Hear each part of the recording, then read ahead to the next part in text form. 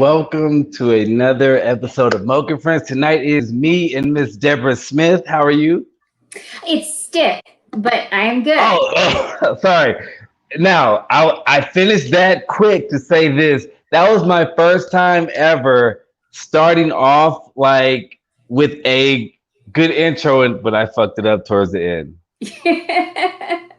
It's all good. You know, it's really funny. When I got married, my father-in-law was like, get ready for people to be messing up your name. But my maiden name was Sengupta. So I was like, people always mess up my name. Where's that from? That is Indian. My dad is Indian. Oh, wow. So are you from here? I am from here. I grew up in Ohio, but my mom is English and my father is Indian. So I'm first generation. Wow. Wow. So how'd you get here? How did I get to Austin? Yeah. Did I get to this country? No, to Austin. To Austin, it was random. I grew up in the Midwest in a tiny little town that I really, really hated. And so I left the day I graduated from high school and went and worked in an amusement park and then went to college. And when I graduated from college, I was working in this little hippie vegetarian cafe in Minneapolis. And I was getting ready to make the big move across the river from St. Paul to Minneapolis. But I realized, my lease was up. I didn't have any ties to anything, that I could go anywhere. And a woman I worked with was going to Austin and just asked me one day, do you want to come with me? And it was really, really random. I was like, oh, yeah, sure, whatever. I'll move to Austin, thinking I was going to be here for 6 months. And now 20 years later, here I am. Wow. What did you go to school for? Theater. Really? So you're an actress? No, I was doing playwriting and directing. Oh, so so there's more to theater? Because I just thought theater was just acting. No, I was writing scripts and I was directing, but I haven't done any of that in years. No, but I'm saying you went to school for theater, so in theater covers a lot of different things. Yeah. My major was playwriting and directing. So did you ever write anything? What'd you say? Did you ever write anything? Yeah, I wrote a couple plays while I was there. But did you like have a play? Yeah. Oh, wow. I did my own, my senior thesis project was to write and direct a play. And I learned through the process that directing your own work is not easy. And sometimes it helps to have somebody else who's an outside voice looking at your work. So nice. So, all right, let's jump into it. When did you fall in love with music? Oh man, I always loved music. Like I said, I grew up in a tiny, tiny town in Ohio, and I'm dating myself, but it was before the internet age, and radio was kind of the only connection to the outside world. And in my little town, the only radio station was like this little oldies station and then the Christian station. If I positioned my radio right late at night, I could hit Detroit, because I was in Northwest Ohio, Detroit, and there was like a house scene going on. There was like an alternative scene going on. And so that's what I would do late at night. I'd be up in my room trying to hit Detroit on my radio. So, wow. Yeah. And I also watched a lot of 120 Minutes and stuff like that on MTV when that first came out. What was that? 120 minutes of what, videos? It was a show that was called 120 Minutes, and that was kind of like where all the alternative kids would listen to stuff. So like the New Order, the Cure, the Smiths, all of that kind of stuff played on those shows. Okay. So now where you're at now, because you write for the Austin 360? I write for the Austin American Statesman and Austin360.com. Yes. Okay. And do you just do music? Music is my beat. Write about other things, but music is primarily my beat. And when I moved to Austin, it was this really incredible thing for me because I was coming from Minneapolis. So like the whole thing of like 6th Street, and at that period in time, there was actually live music on 6th Street. And you know, it was just this thing where like people were like hanging out in the streets and, you know, scantily clad and going from bar to bar listening to music. I just really was enamored, like coming from Minneapolis where it's cold and everybody's up, and, you know, this whole thing of like this culture of people being out in the streets and checking out different kinds of music was just really fascinating to me, and I really loved it. And I got really involved in the music scene then. Like, how so?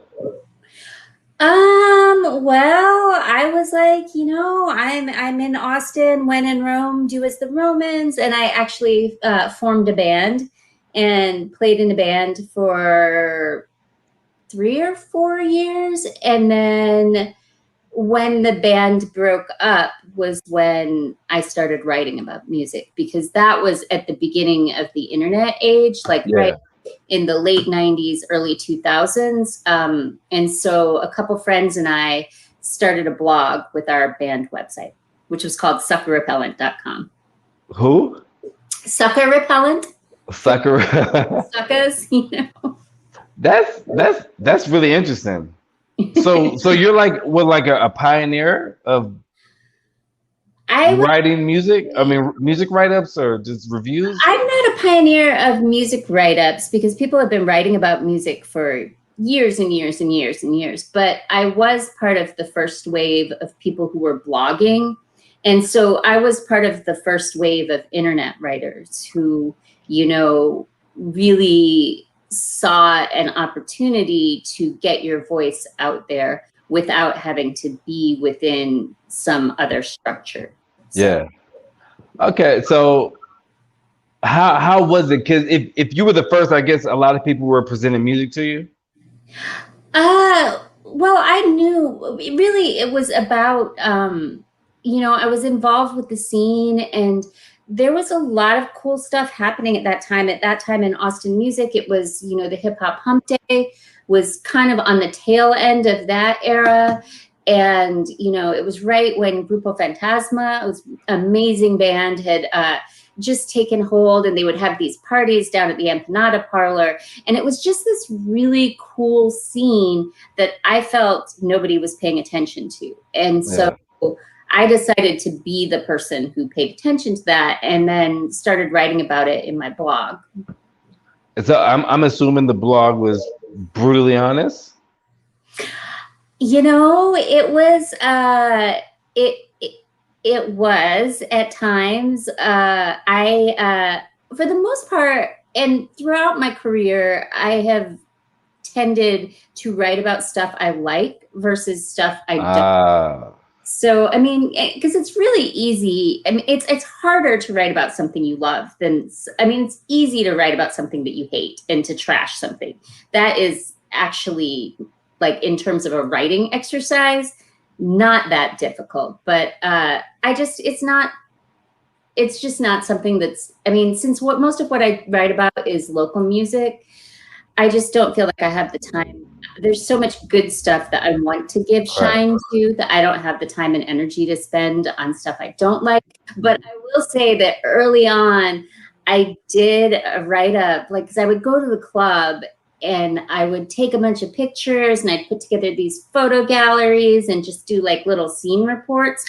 And there was one night that I went to a club that that was a club where a lot of people who were part of the hip hop scene hung out.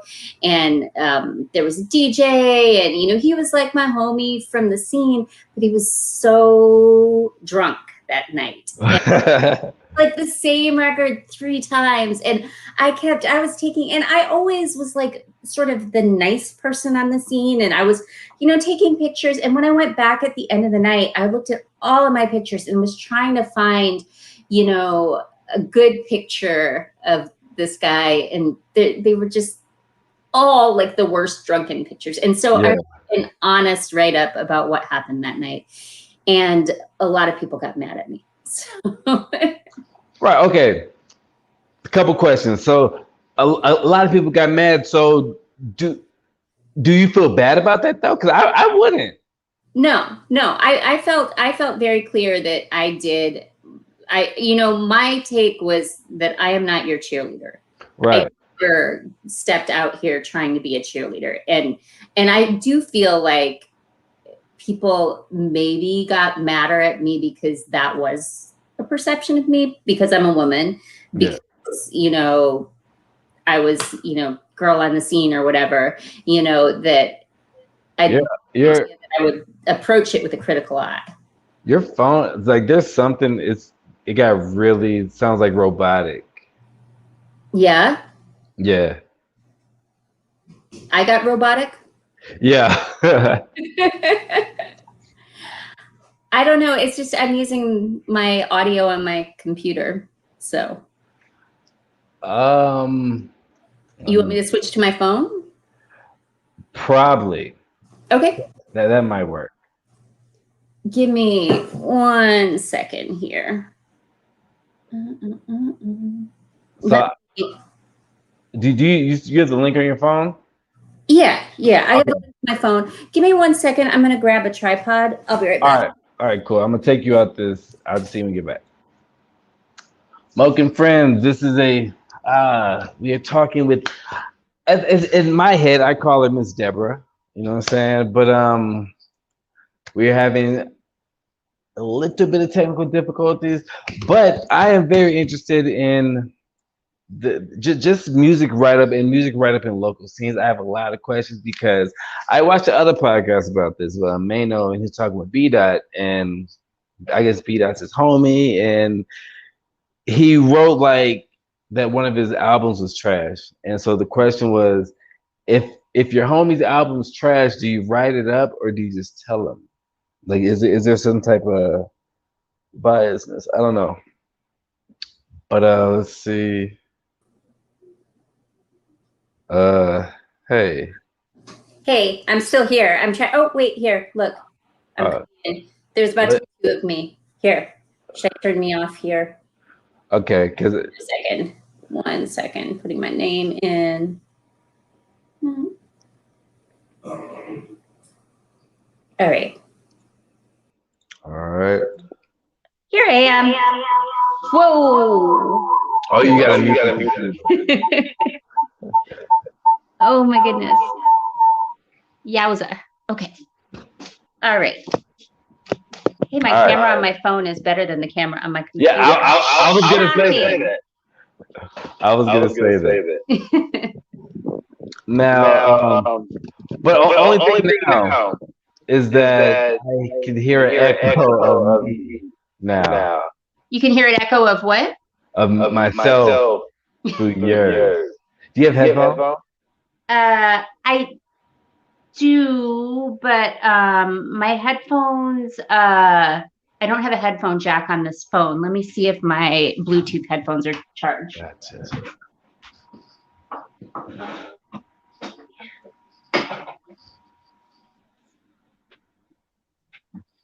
Give it a shot.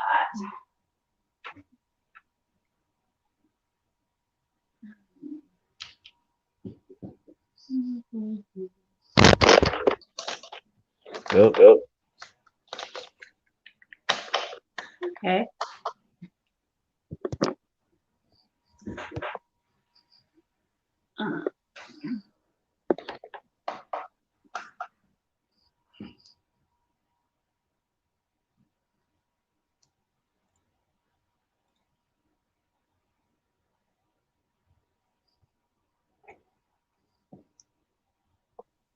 I think I'm on headphones now. Does that work?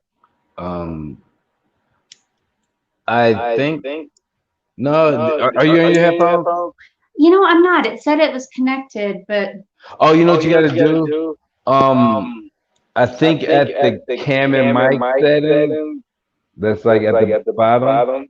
Oh. Or where it says more. Uh-huh. And you have to go to the it might be audio.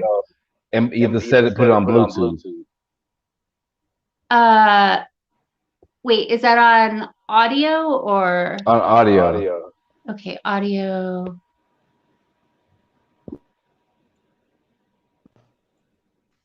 All right. Okay. Yes. All right, did that work? Yeah, can you hear me? Can you hear me? I can't hear. You man. Try now. Hello. No, I can't hear you now. Um, I don't know. Let's see. Can you hear me now? Yeah, I don't know. Uh, let's see. Go to Facebook. I have lost you. Hello. Hello. I can hear you. You can't hear me?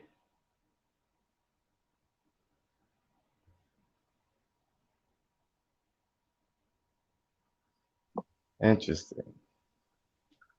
You can't hear me? No, I can't hear you. Let's see. Um,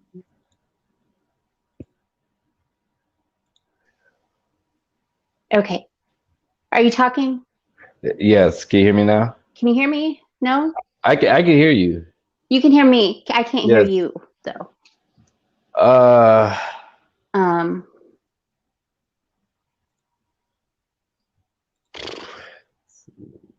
settings. Wait. my phone is deaf together. Can you hear me now? Yeah, I still can't hear you. Huh. All Yeah. right, this is weird. I don't know.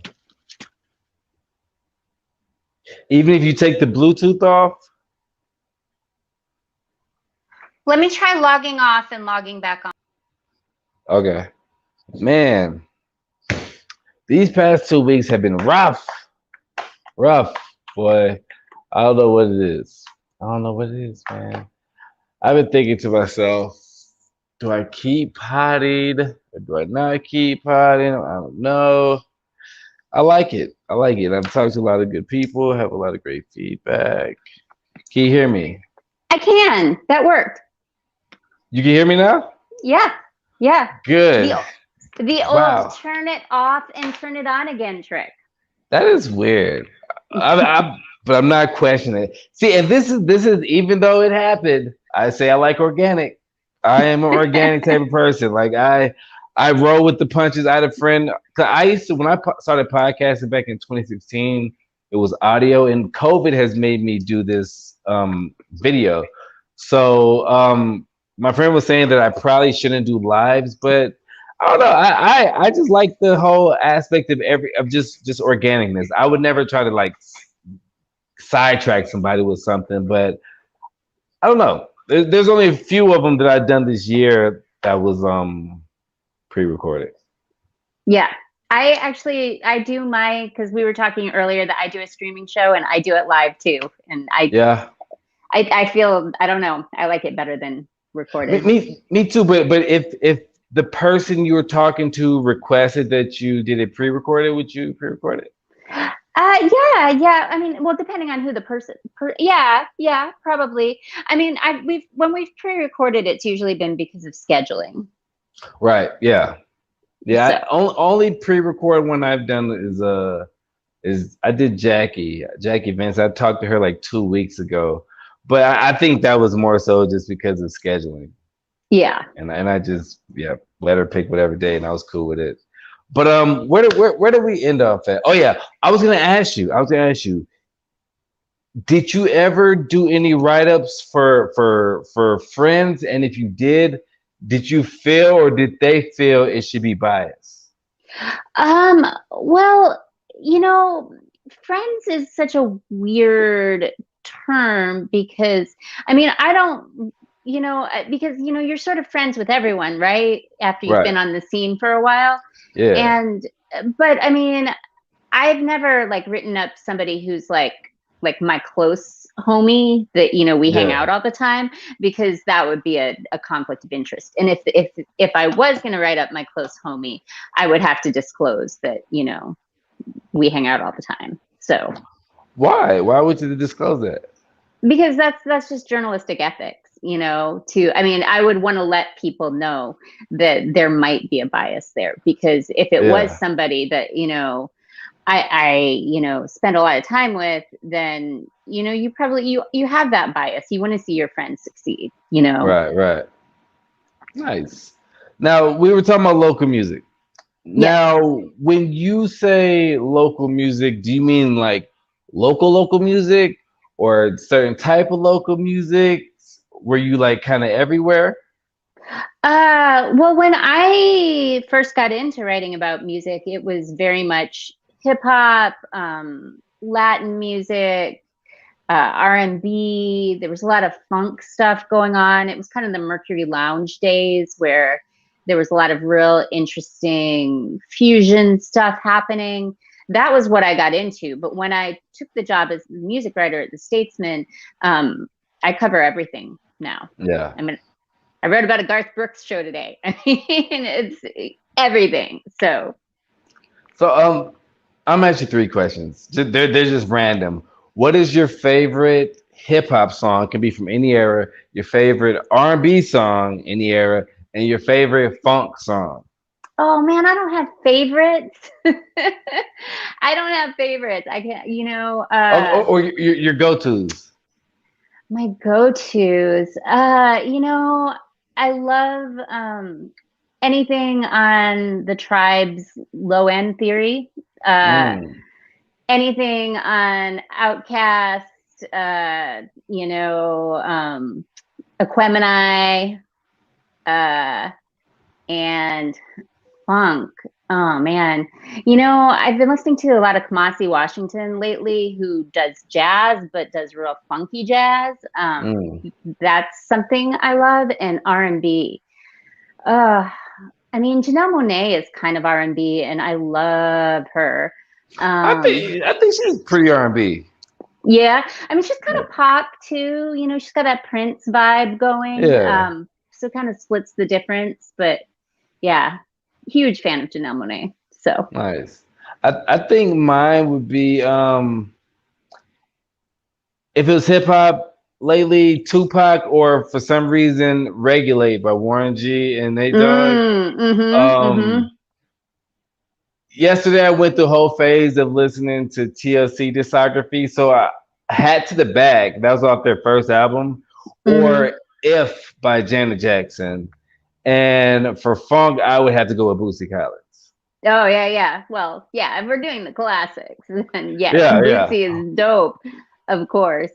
You know, and reggae was also a big thing. So I could tell you that if you ask me Bob Marley songs, I would have to say My Cup, which is super old school Bob Marley and Lee Perry. Wow.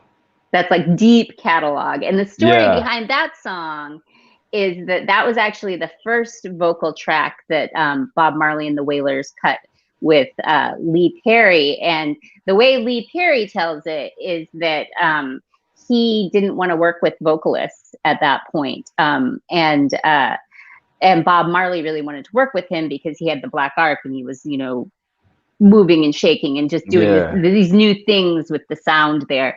And so Bob Marley came into his studio and he was like, yeah, sing for me, whatever, Bob Marley. And he sang My Cup. My cup is runneth over, and Bob I Marley don't know sang what. to him. Yeah, I don't know what to do. He sang this song, and he sang it like his heart was breaking, like it was falling apart. And Yeah. that moved him so much that started their collaboration. Wow. That's the way Lee Perry tells it, but you know, there's a lot of questions about things that happened in Jamaica in the 70s.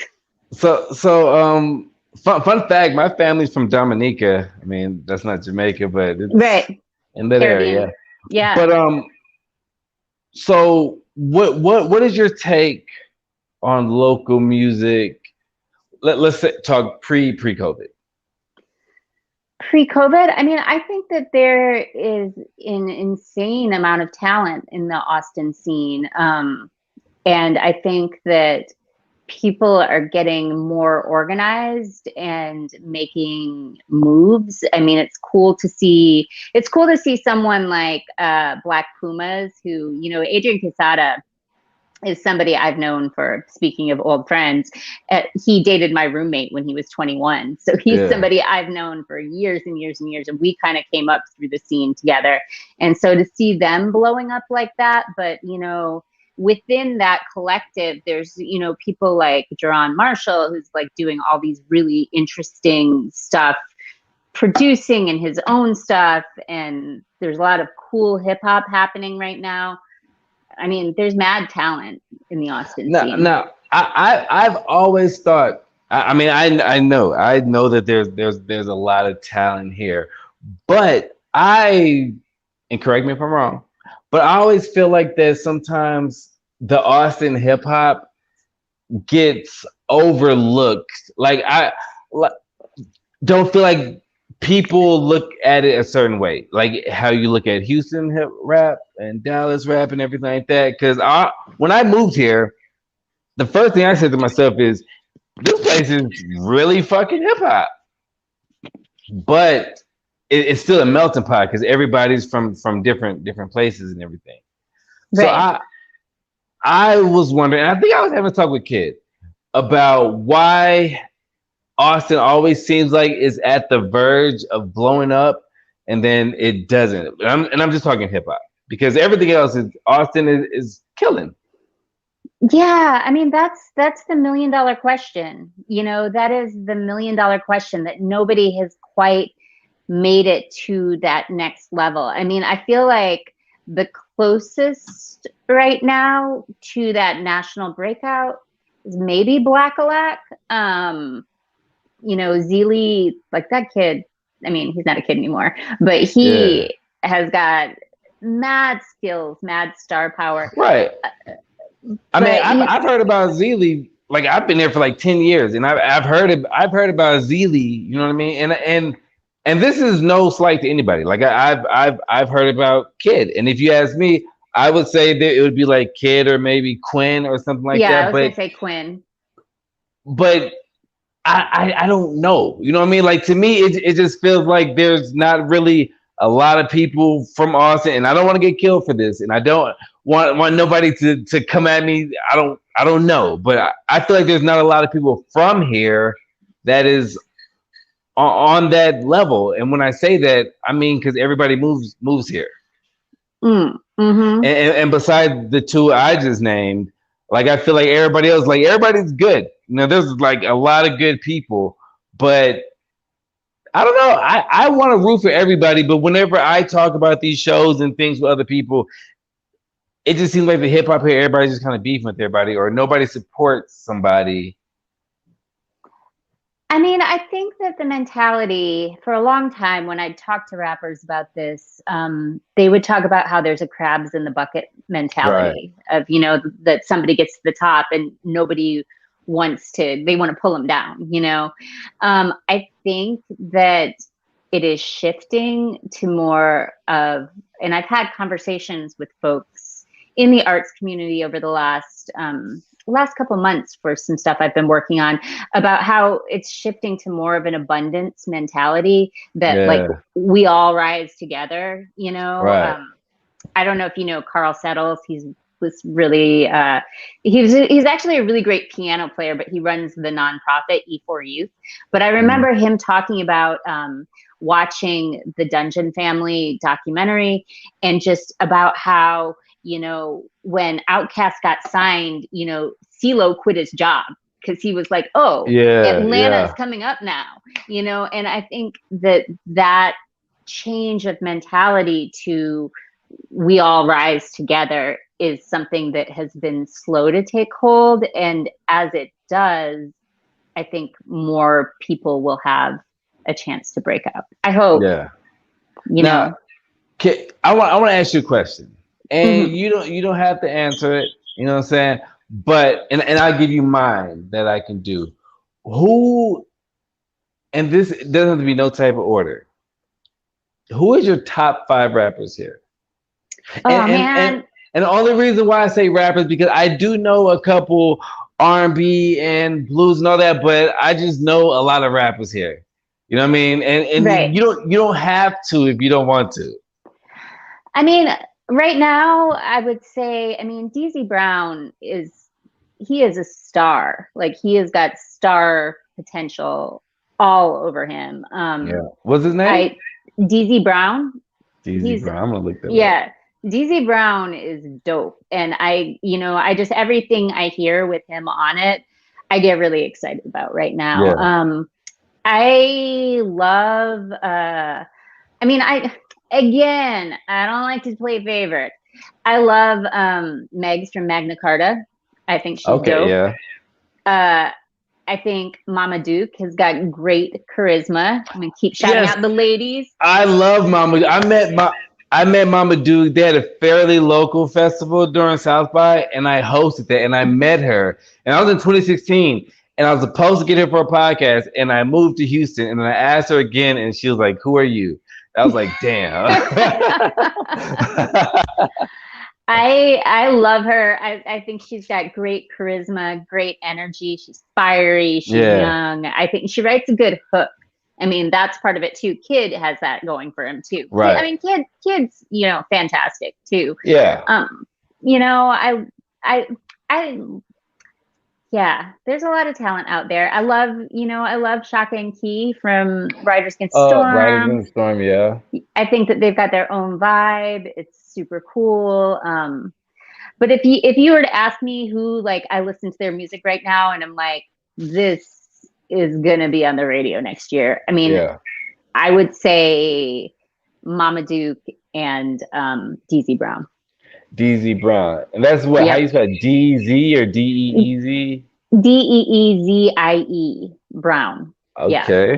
I'm just gonna put that somewhere so I can look at it later. Yeah. No, his stuff that he's been putting out, and he and Jake Lloyd just released an album together that's really good. They called it Ghetto Gala. I've had Jake Lloyd on here too.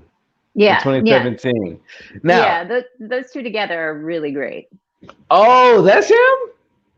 Yeah. Because I was snooping on Jake's page the other day, and I saw the whole Ghetto Gala thing, and yes, that's DZ and Jake. Guy. Okay. Yeah.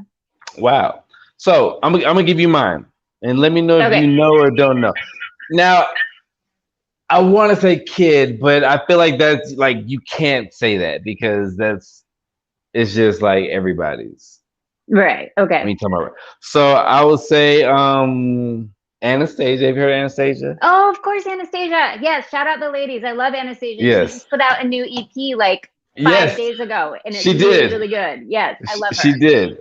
Shout out her. So that is okay. There's no particular order. So her, I would say, I call him Chamathy, but Camathy. Mm-hmm. You know Camathy? I'm not super familiar with his stuff, but I know who he is. Okay, him, Junior. You know Junior? I don't know Junior. Junior Flexwell, as he calls himself.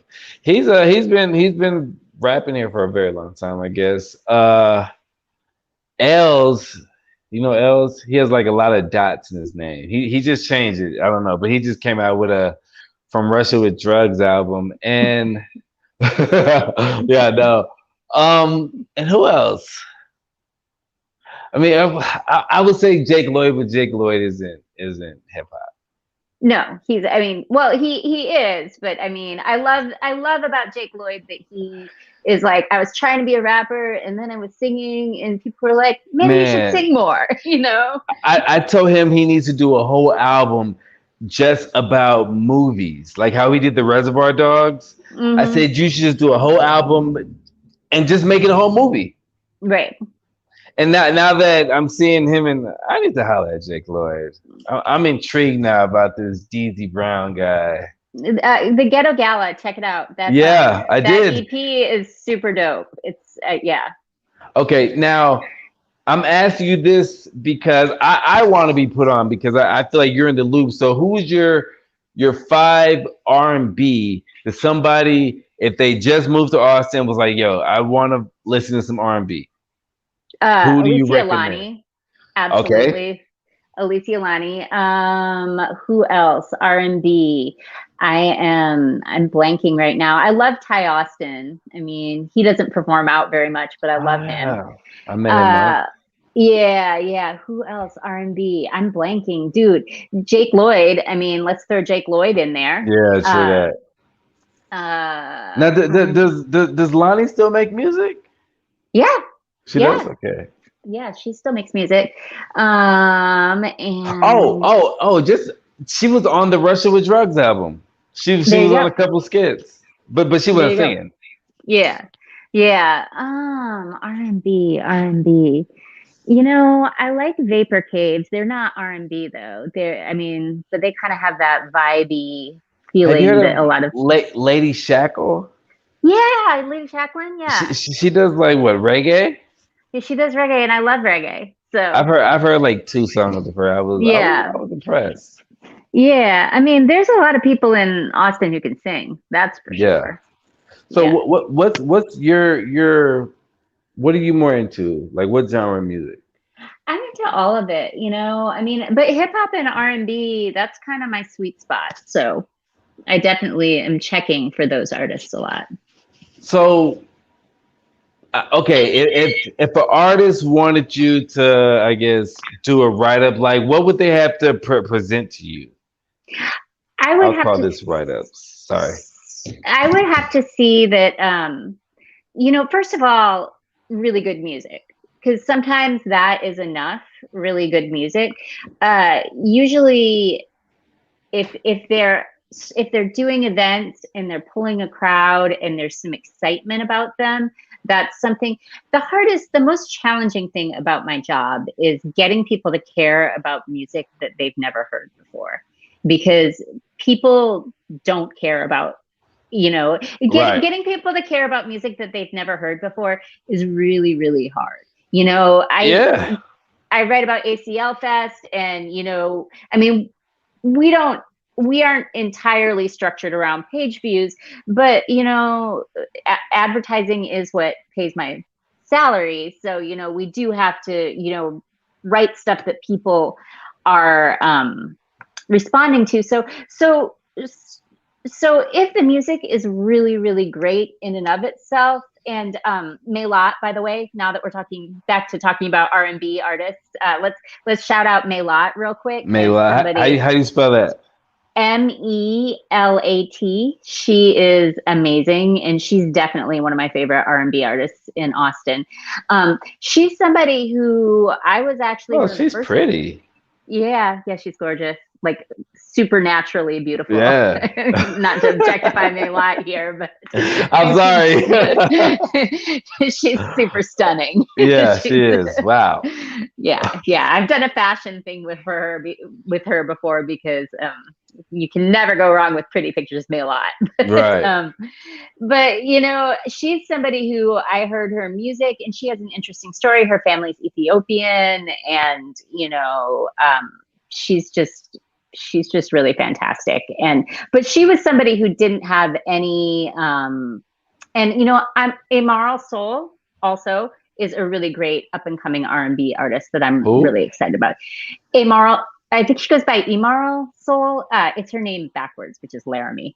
Oh. She's really dope as a soul singer too. And so Mm. she's also somebody who I heard the album, and we have an Artist of the Month series that we do, which is kind of where we highlight up and coming artists. You know, Yeah. beyond that, you have to you have to get people engaged with it. I mean, if people are excited, if you are pulling crowds, if people are I mean, that was kind of like Mama Duke, you know, you're having these super interactive shows But where people what are. sorry to cut you off. What Yeah, do you yeah, it's okay. do if you hear this music and this is the best thing since sliced cheese and it is great and you're like, wow, this project is beautiful, but he has 0 followers and he performs in front of 3 people in a bar. I mean, it depends. Is that performance in front of 3 people, because No. It's in front of 3 people on like maybe they booked the show but you know how it is sometimes in Austin 6th Street nights. right. They book a show and they just expect to walk through traffic. But he is performing his ass off. And there's 3 people there. The music is great, but you look at his Instagram, his whatever, there's 0 followers, nobody's talking about him. Well, I will say the first time I saw Mobley was in a room with probably 3 people. And I don't know if you know Mobley, but he's just a really, really dope, soulful pop artist. And he like was playing like he was doing a festival set at ACL Fest, tiny room. I guess that's right. Because the first time I saw St. John's was at the downstairs portion of Maggie Mays. Right. Mm-hmm. And somebody walked up to me and said, "Hey, are you St. John?" So that should say a lot about where he was at in his career. You know what I mean? So yeah, so I take all that back. But I guess I'm just asking, what you write about somebody who you just believe in, who has nothing. Yeah, absolutely. And I've done that for sure. I wish I had more time to do that. I mean, right. But like I said, it's the hardest thing to get people to care about, and I think that's something, if you're an artist who's coming up and you're young and you're scrappy but you're putting out really great music and somebody, actually takes the time to write about you. I mean, it's on you to make sure that you're sharing that on all your networks and getting your people. Like, I mean, if there's 20 people who are excited about you, then make sure that those 20 people are looking at that and telling their friends. And because I feel like in the social media era, that's where artists break, as much. I think having a critical response to your work is important, but getting people excited about it is really important too. Makes sense. So, what was I gonna say? It's hard to break through the noise, though. It's super hard to break through the noise. Oh yeah. So have you ever thought about being like an A&R? I mean, I've got a great ear. I can hear a hit. The record industry is just, I mean, well, first of all, I'm very rooted here because I have a family and I have kids. Yeah. And so moving in that direction. But also, I just feel like the industry has, changed a lot, and people are finding alternate ways to go about, making their talent known. That I don't know. I mean, and that's one of the big criticisms of Austin as a music city too, is that we don't have enough of that industry here. So do you think Austin will continue to be the music capital? I think Austin has an affordability problem that I don't know how we're going to overcome as a city. Because I mean, I live in East Central Austin, and my husband and I bought our house here, in 2007, when it was the last affordable place in Austin for normal people to live. And now the only way you can buy a house in my neighborhood is if you're selling a house in California, because like little shacks in my neighborhood are going for $400,000. Jesus Christ. And that's, how do we, as a city with a creative culture, I mean, that's the biggest thing that when I think about where we're going as a city, I don't know what the answer to that is and how we overcome that. Because, I mean, musicians are being forced out of town, Yeah. I know so many people who have moved to Kyle, I live in Buda. Yeah. Because there's just nowhere affordable. When I moved to Austin, I could get a room in a house for $200 a month, and work a crappy part-time job and play in a band because that's what I wanted to do. But I don't know how you do that anymore. And I don't know what that does. And I don't know.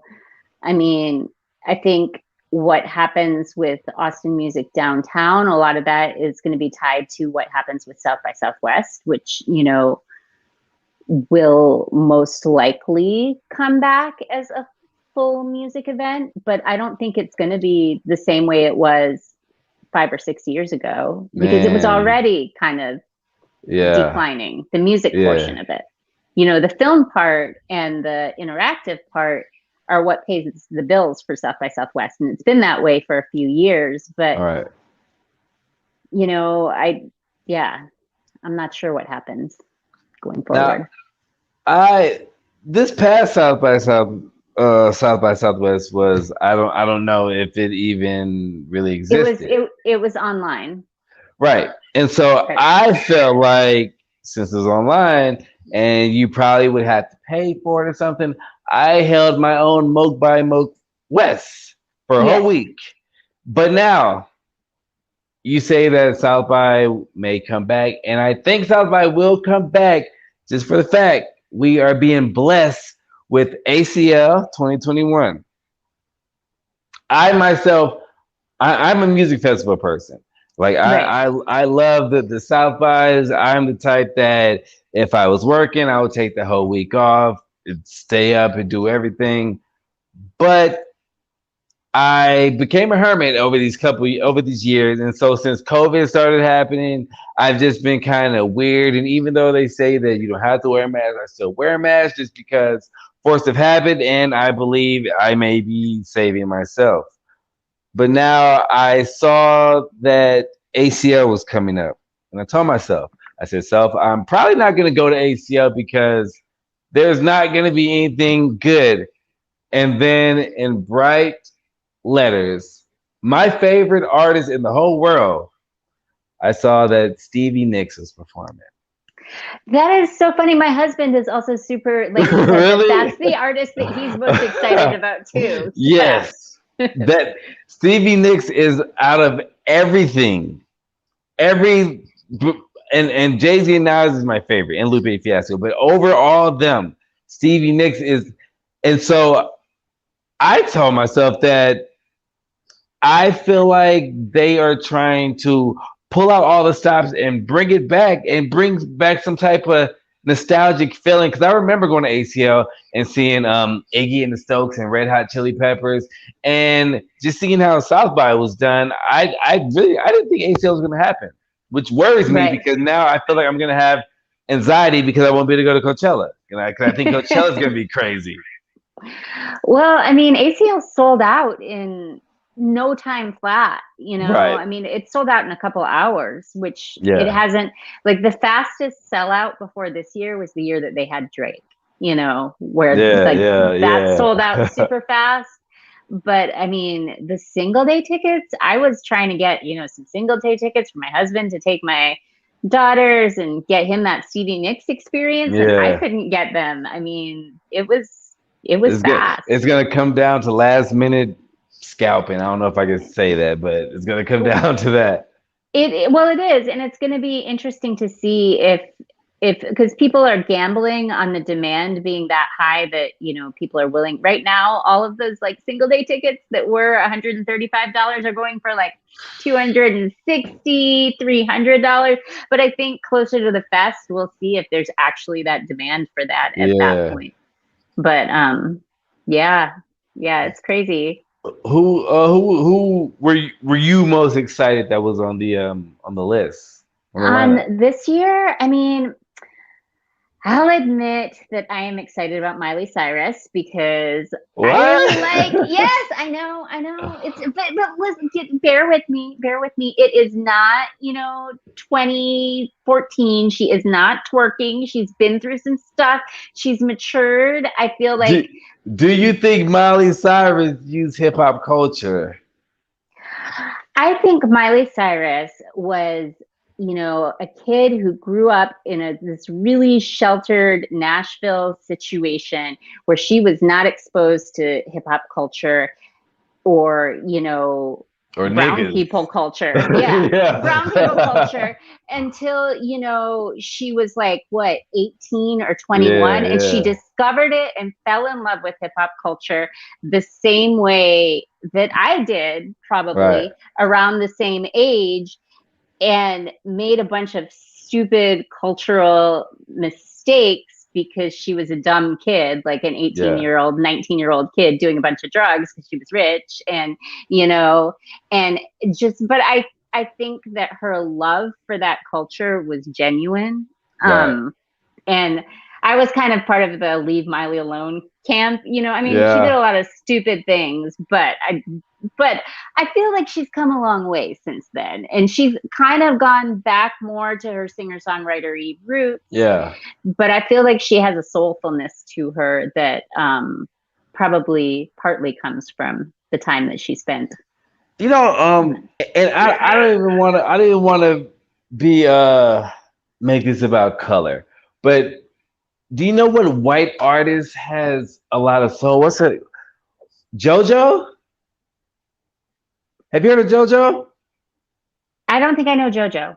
Like she had the song "Leave, Get Out" back in the day, like "Leave, Get Out now." Yeah. But she is like I saw her recently on BT Centrics a lot, and I went and I looked up her album, and she's like in the soul R&B category. But how this is this was a comment that was said. It says, how do you feel about Molly's voice sound like she smoked six packs a day? Isn't that smoky voice kind of a thing? Isn't that The raspiness? Yeah, I agree. I think it adds character, honestly. Not to say that she should continue smoking six packs and ruin her health or anything. But beyond Miley, I'm excited about Megan Thee Stallion, who was supposed to be there in 2019 and no-showed us. But I caught her at South by Southwest that year, and that show was really spectacular. I actually interviewed her at South by South. Yeah. I mean, really briefly. It was super, because that was right when she was blowing up. She had just, you know, signed and was getting huge. But you know, so go ahead, sorry. You know, go ahead. And I mean, DaBaby, I'm excited about seeing DaBaby, you know. I'll check it out. Two stories. One's about DaBaby. I'm gonna go back to that. But I always want to be during South by. I always try to be like when I was podcasting. I wanted to be in podcast mode and talk to artists and different things like that. One year, and this is before I became a podcaster. It was like 2012, but I ended up in the Complex house and I was sitting there with Ty Dolla $ign and we were just talking. And now I didn't know it then. But when I think back, I'm like, man, that's when I was like, knew I could be a podcaster because we were sitting in the house and people were around us, and I had a blunt, and he had a joint, and he's anti blunt, and I offered him. He said no. He offered me a joint. I said yes. I hit it one time, and I was like, I cannot hit this again. And we sat there, and we talked for about 30 minutes, and we just talked. And then he asked me for my number because he wanted some mushrooms, because he wanted to perform. He never called me. But I was so happy that he felt so comfortable enough that he could ask me for my number. Now, the second story about DaBaby. The year that DaBaby came and he was wearing the diapers and stuff, funny thing is he opened up for at the Nook for Kamothy. He opened up for him. And I remember the other day I was talking to Clove on here, and that was the first time I met Clove, and we were both recording Kamothy, and I said, isn't that crazy that the nigga who was walking around in diapers that we all were just kind of laughing at, like, look at him now. Well, and also, like, I just want to say, like the whole trend of rappers calling themselves the baby or like young something or other. Yeah. Like, why are you going to give yourself a name with an expiration date on it? Because I mean, what is that going to look like when you're 35 years old and you're the baby? Bow Wow's not Lil Bow Wow no more. He's just Bow Wow. No, yeah. So, right. So I wonder if Lil Baby would change his name to like Baby, but then you have Birdman, and then you have the Baby. It gets kind of weird. But what do you think about Lil Baby? I don't know much about Lil Baby, to be perfectly honest. Yo, you should. I mean, I guess it really depends on your taste, because to me, you seem like a very hip hop person. And when I say hip hop, like you mentioned, like the Tribe and all that shit, like I feel like that. And that is great, because I love that type of hip hop too. Like I was born in '86, so I feel like my best years in life was the '90s, and I always envied New York, because when I heard their music in the '90s, I was like, man, just to be walking around the city like that, or being around those areas, but it probably wouldn't be the smartest things. But I just really appreciate that era of hip hop. But I will tell you, go listen to like Lil Baby from the beginning and to like now, because it's like trap music to really Nipsey Hussle type shit, in my opinion. Yeah, I'll have to check it out for sure. Yeah. Now, who's your favorite hip hop act? Right now? No, like of all time. Oh, maybe Outkast. I don't know. Yeah. I mean, I love me some Outkast. That's for sure. Have you seen them live? Yeah. Yeah. I saw them when they came to Austin and played the music hall on the Stankonia tour. Wow. So you got to see like, prime Outkast. Yeah, well, but the thing about it was that was right after they had crossed over, and and so they were drawing like a bunch of white frat kids, you know what I'm saying? Oh, yeah. And so they were mad about it. They did not love that audience at all. They were just they were not feeling the crowd. No, I mean they want to perform like Humble Mumble and stuff. Yeah. And you have all those frat kids, yeah. So, and then I saw them again when they played ACL Fest, and they were apparently the weekend I saw them, they were really great. And I mean, Big Boy, like every time Big Boy says it feels good to be back in the dirty South, it warms my heart. You know, a little bit. I'm like, Big Boy just called us the dirty South. You know? We are. I feel like it's so validating. For real, it is. But yeah. So I don't know, maybe Outkast. I mean, obviously, like all women in hip hop of a certain generation, Lauryn Hill had a huge impact on me coming up, and the Fugees had a huge impact on me coming up, and Wyclef I love too, though. This probably won't rattle your feathers, but I take Queen Latifah over Lauryn Hill. Really? Yeah. I love Queen Latifah, don't get me wrong, but I just feel like Lauryn, and maybe, you know, I was very angry at the same time as she was very angry. So I feel like that music, like when Miseducation came out, it was like a really good time for that album. For me, had a huge impact on my life.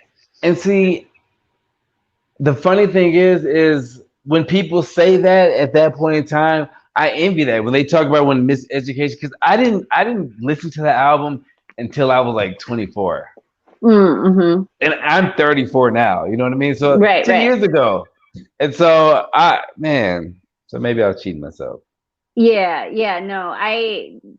album had a huge impact. I mean, and I feel like all women who were in, you know, the hip hop scene and like the more underground backpackery hip hop scene at that period in time, just to see a woman break out like that and make it to the top. And it's, you know, there's all kinds of, I mean, we could spend like an hour just talking about what happened to Lauryn Hill, but it was pretty fantastic.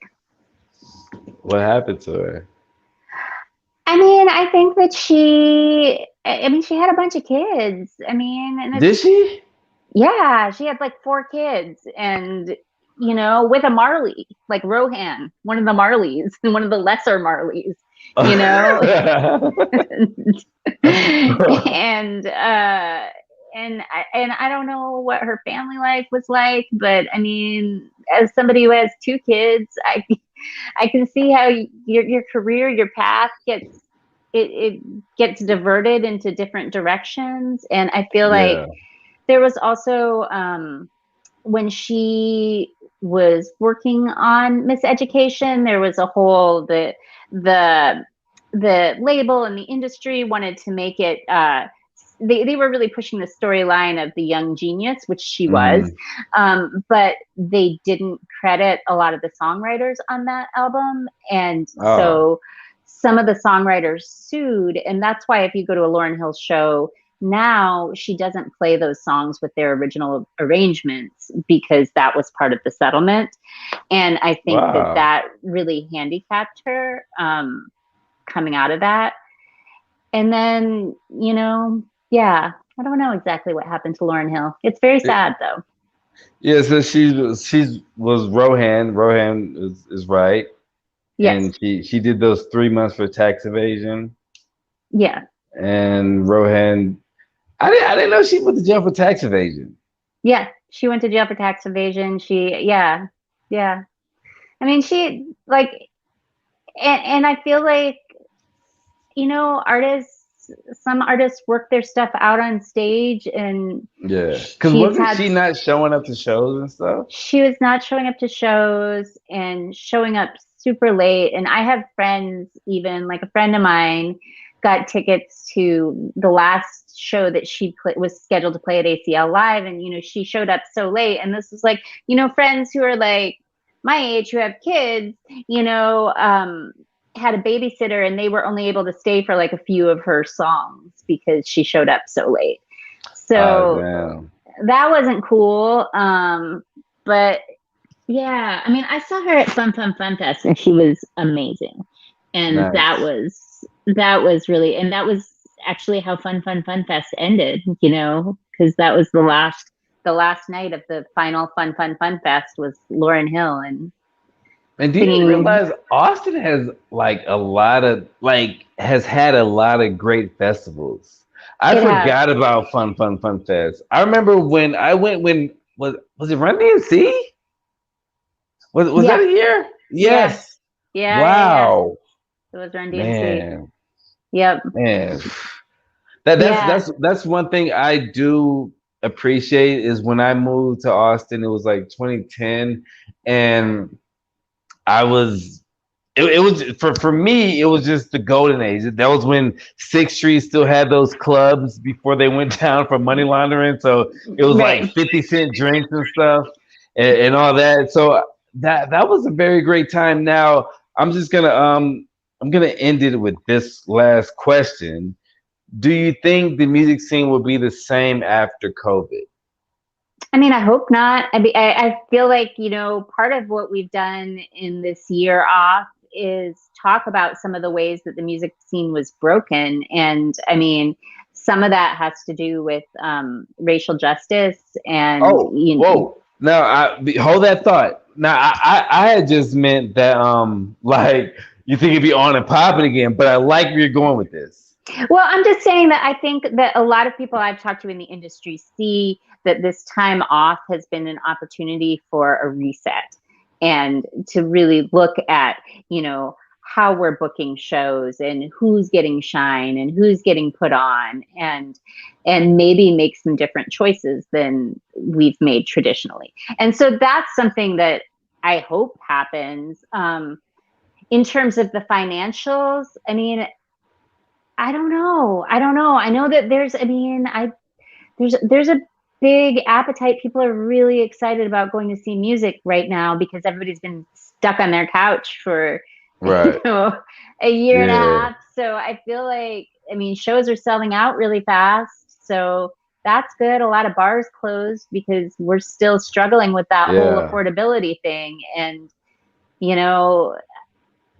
I mean, I really feel like that's the biggest thing that, like, if you, like, in my head of trying to think how we can get past this point where we're at now to become the music city I would like to see us be, we really need to address the affordability issue, I think.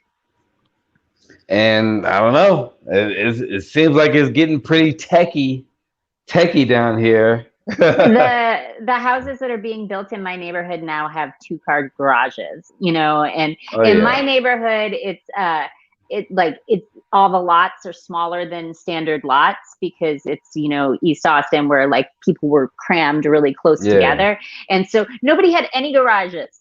You know what I'm saying? Garages were not a thing because we don't have like that much space to put our houses in. And there are people who are building houses on these small lots, but making sure to include enough space for a 2-car garage. And that to me tells me something about the way we're going.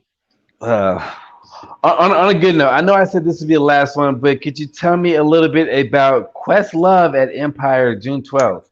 Questlove is playing his first DJ set since the beginning of the pandemic, his first live one with an audience at Empire on June 12th. And Questlove, obviously, all of us know, anybody who's paying attention knows, probably has the best record collection of anybody in the country, maybe the world, you know, and has like just the depth of musical knowledge that his DJ sets are always really fantastic and phenomenal. And he was supposed to play there the day after the club shut down. And the owner of Empire, Steve Sternshine, told me that he was actually on the phone like the day that he realized everything was shutting down. He was on the phone to Questlove's manager, canceling that show because that show was supposed to happen the next day.